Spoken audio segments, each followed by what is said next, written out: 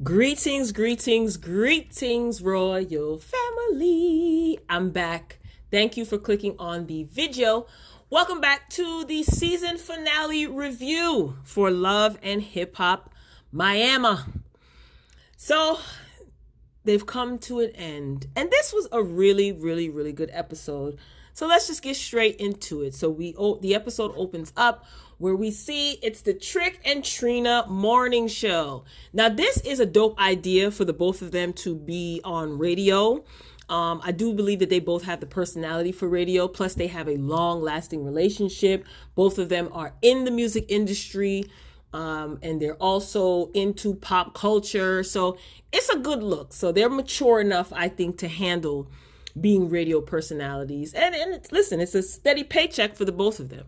So Trina and Trick, they're talking, and Trick Daddy is basically telling Trina about the conversation that he had with Joy when they were in the Bahamas.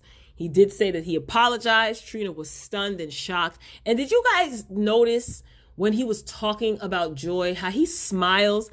Trick laughs a lot, he giggles and jokes around, but he's always very serious when it comes to his facial expressions, even though he's silly. But when he talks about Joy throughout this episode, he smiles, all his goals, right? You see all his goals. So Trina wants Trick and Joy to sit down and have a heart-to-heart, continue keeping this line of communication open. So we'll see. We'll definitely see how that goes. So we move on to Prima Donna and Miami Tip. So Prima Donna says that Amara loves to play the victim, and she says that Amara and her do not have a sisterhood. I wonder if Prima Donna's objective is to make herself look like an ignorant fool. If that's her objective, the mission accomplished. I don't understand how she went from talking to Amara, telling her about girl power, women empowerment, being an independent woman as far as her career, to bringing her boyfriend's ex to sit down and talk to her, and then now saying that they don't have a sisterhood. Prima Donna, I understand that you want camera time and all, sis, but don't you have a business? I want to see more of your business. I was rooting for her in the beginning of the series. I'm going to keep it real, but I think she tricked me. She tricked me into thinking that she was a mature businesswoman, and she proved otherwise. Anywho, we move on to see Trick and Joy. So Joy is over by Trick's house, and she shows up with some groceries because she wants Trick to eat healthier. So she brings over some fruit and spinach, and Trick picks up the bag, and Trick is holding the bag of spinach like, what is this foolishness? I love Uncle Trick. He's so funny. So Joy says that she has a friend coming over to help to talk to Trick. She didn't really disclose who it was or what the friend was coming over to talk about. So the doorbell rings, open the door, and I'm like, oh snap, guess who we saw? I said, what in the house party Jody's mama is going on here? So it's actress AJ Johnson.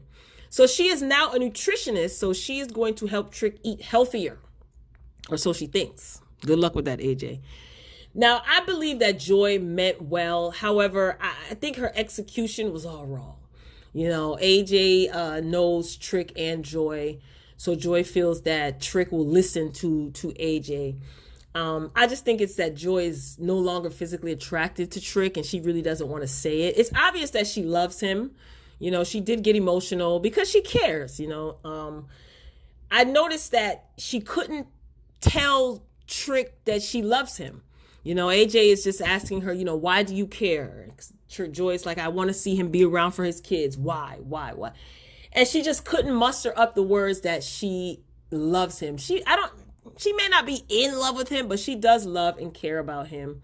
And Trick was very vulnerable in this instance. He said no one in this world has ever hurt him the way Joy hurt him when she walked out on the marriage. And I said to myself, wow, look at Trick.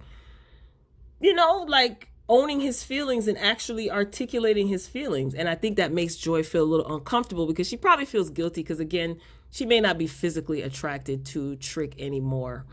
But she did point out the fact that he has children and they have a lot of godchildren, and everybody loves and respects Trick Daddy, and they need and want him to be around. So I did like that she did express that. So we'll see what will become of Trick and Joy. We move on to Suki, one of the Ratchet Rangers. So she's spending time with the kids, with her, I think it's her grandmother, she said it was, and her son and daughter, who are so adorable. Aren't they bright? They were just so bright and happy, well-spoken, cute kids. So she's spending time with her children. She's explaining to them why she's away from them at times. And, they seem to understand. And when that Sunday came out, they were so excited and happy and well-behaved. And that's a good thing for us to see, I think. I know it definitely is difficult, her trying to, make the bag for her family, but being away from her children. So cute, though. But those children, they are so bright and they look so just smart and mature. I love to see it. Now we move on to Hood Brat. So Kenny, he shows up at her job and he wants to basically know what's up. Okay. And he says that he's only married on paper, because let's not forget, Hood Brat found out that Kenny was married to the mother of his children. He conveniently kept that secret. So he apologized and he says that he wants to fix this. So my whole thing is, the only way for you to fix this is you getting a divorce. Whenever your divorce is final, it will most likely be fixed. So when you getting that divorce, sir, Now, Hood Brat, I want to know, why did Hood Brat tell this man that she looks to him for her happiness and strength? Girl, what? She says, I look to you, for my happiness and for my strength. Why? You look to him for your happiness and strength, and what happened? Disappointed you, didn't he? So I don't know. They probably will work things out, and she probably will overlook the fact that he kept the fact that he was married from her. Now, this is my whole thing. I can get why he wasn't so quick to tell her, because he probably figured, she's not going to want to deal with me. However, if it's not a big deal, if it's only on paper, why wouldn't that be one of the first things that you let Hood Brat know? Like, she introduced you to her family, to her niece and nephew. Like she said, she was very vulnerable and you weren't the same. Hood Brat, focus on your career. So we move on to the 99 Jams launch party. It's a celebration, for Trick and Trina's new gig. So everybody's in attendance. The cast is there. Some extras are there. And Trina, she announces that her album will be re-released. And I thought to myself, yes, Trina is getting some sort of redemption as it pertains to her career, because in the beginning of the season, we saw that her relationship with Julian went down the drain. Julian then stole the church's money, according to Trina. Her album got pulled. She said she was getting sued by people, so she got this new gig on 99 Jams, free promotion for her album, I'm sure.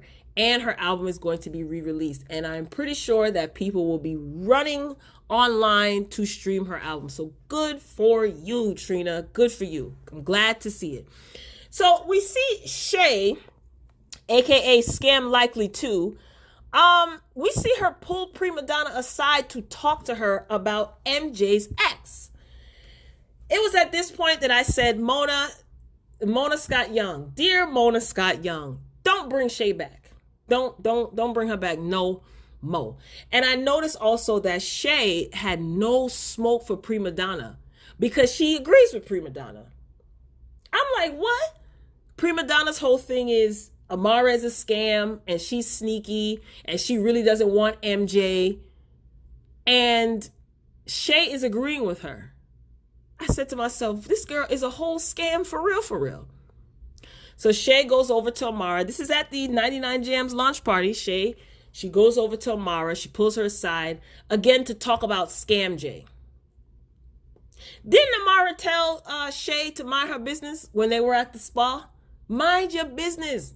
I have a brother. I have never gotten this involved in my brother's relationships. Ever. Ugh, God. I just want Shay to go away. I do. She did look nice, though, at the event. Her ensemble was cute and her hair looked very nice. But she just needs to go away. Good grief. Anyway, so we see Joy. She pulls Trick aside and she points out all of his current accomplishments. He said, you see this? Everybody's here for you. Look at all that you've accomplished. And he starts smiling. Didn't he look like, oh God, he looked like such a little kid that's like, got the approval of the one that he loves. Like, he looked like a young little boy. I love that. She pulled him aside and she did point out all that he's accomplished, and he should be proud of himself, and all these people are here for you and they love you. And she basically says, like, look, if you start taking better care of yourself, she'll consider getting back with him. And again, the way that he smiled, that was so heartwarming. It really, really was. That was so genuine. Now, I hope she ain't playing with his emotions and trying to trick him into taking care of himself. Take care of my Uncle Trick, Joy. Take care of my Uncle Trick. Anyway, so we go back to Prima Donna, right? She walks up to where Amara and MJ are. Amara and MJ are talking. And she basically starts trouble. Like, Prima Donna ends up throwing something and then all hell breaks loose. And Amara said that she is tired of these chicks thinking that she's a punk. See, let me tell you something about Shay. She is the biggest punk on the show. She has jumped at people for less. She didn't do anything to Prima Donna unless Shay and Prima Donna are actually working together some way, somehow. I know that sounds crazy, but did you guys notice that Shay didn't even raise her voice? She didn't take up for Amara. She didn't jump in Prima Donna's face. She has jumped at people for less this entire season. Prima Donna is basically alleging that Amara slept with Julian and Scam J said, this is the woman I love. I don't care what she did. Listen, he is not leaving his bread and butter for nobody. Scam J ain't falling for it. But again, did you guys peep how quiet Shay was? See, this is why Trina don't be having nothing. Because every time Trina try to throw something or put something together, everybody come showing out at her functions. Anyway, Prima Donna, she's the bozo of the season. She actually is. Shay is runner up. Shay is runner up. But Prima Donna, with this right here, you're the bozo of the season. Isn't she married? Where's her husband? Because to me, the way that she was acting, she act like she wanted a piece of Scam J. I was not feeling that. But Amara said, look, I'm tired of these girls thinking that I'm a punk. And what do you gain by picking on Amara? Like, didn't you guys they had a conversation outside. Amara told you what her issue was. Prima Donna, you dead wrong. Like, really? I'm going to miss these hood rats. I really am. I am going to miss these hood rats. And I'm really rooting for Trick and Joy. Trick deserves to be happy. And it is evident that Joy makes him happy. Like, she makes his heart smile. So I hope that she doesn't lead him on, and play with his emotions, because it's obvious his love for her has never left. And he obviously was hurt when she left the marriage. For whatever reason. I just hope that they work it out. Even if they don't end up together, they just both come to a place where they can continue to be friends, I guess. If they end up being together, that would be even better for the both of them, if that's what they both want. But yeah, I'm going to miss these hood rats in Miami. I didn't see a preview for a reunion, so I don't know if there is going to be a reunion. I would like to see an update with Trick and Joy. I would also like to see an update with Amara and Scam J. I don't want Shay at the reunion. I don't want Shay on any of these Love and Hip Hops no mo. Her character has run its course. And Jocelyn showed up for 2-3 episodes, collected a check, and she was out. So I guess they used her for promotional purposes. I'm not mad at it. She collected a check and Mona got the promotion and the ratings and the views, because we were made to think that Jocelyn was going to be completely a part of the franchise, but it is what it is. So this concludes the season 3 finale of Love and Hip Hop Miami. If they have a reunion, I will be excited to get an update on some of these storylines. And I want to see what Mama La Negra is up to. Okay, I want to know if she's doing well and if all is well. And also how Amara's father is doing, because remember, he was sick. So I wonder, what their relationship is like. So Royal Family, be sure to hit the like button. Thank you to those of you who made it to the end of the commentary.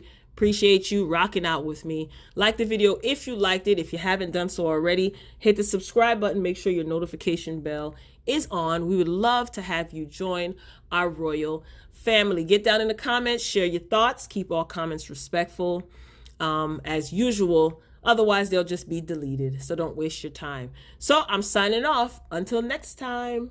Peace.